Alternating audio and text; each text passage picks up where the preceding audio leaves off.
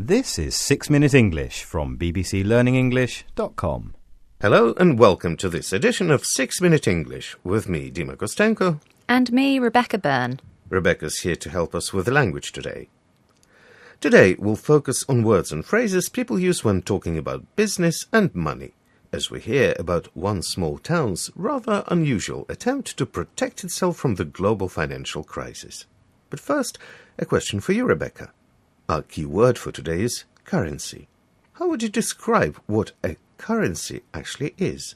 Well, a currency is money which is used in a particular country at a particular time. Obviously, it's usually country-specific, but there are exceptions. For example? For example, the euro, which is used across the Eurozone. Of course, yes. And then, of course, in places like Jersey, it does have its... It's one of the Channel Islands, isn't it? That's right. They do also have their own currency there. Oh, yes, I noticed that. I actually went to Jersey once, and I was really surprised to see that they would actually bother to print their own money. Yeah. Well, it does exist there, but also that exists within the UK sterling system, so it's interchangeable. Thanks, Rebecca, for this explanation. I'm sure it will be useful to anyone who is travelling abroad, and in particular those who might be planning a visit to Maleny, an old dairy farming town in Queensland, Australia. Okay, why would that be? What's so special about Maleny? Maleny, Rebecca, is about to make history by introducing its own community currency. The so-called Baroon dollar, named after a nearby lake, will be sold to both residents and tourists at local shops. And despite the fact that the scheme won't come into force until August, over 100 companies have already signed up for it. Wow, so the scheme's got off to quite a successful start. I would say so. Okay, but do you think perhaps it's just a bit of a gimmick? I mean, what really do they think they can achieve with this new currency? Well, if you listen to the scheme organisers, the idea is to counter the global economic downturn by supporting local businesses. So it's like a kind of stimulus package, but on a local scale. Exactly. Well put, Rebecca. A stimulus package.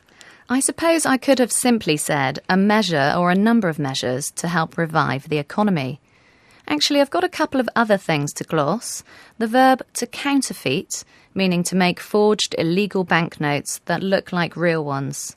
And the phrase to build into, in other words, to design and make something in such a way that a certain feature is included. In a moment, we'll hear from Darren Mitchell, a chief organiser behind the scheme. He says, like any proper currency, the Baroon dollar will have a number of security features. And here comes your challenge for this week, Rebecca. Okay. What do you think those security features are for? To make the new banknotes look prettier? To make the Baroon dollar a freely convertible international currency? Or to stop counterfeiting? What do you think, Rebecca? To stop counterfeiting? We'll check your answer later. But first, let's hear from Darren Mitchell. See if you can spot to build into and to counterfeit in his words.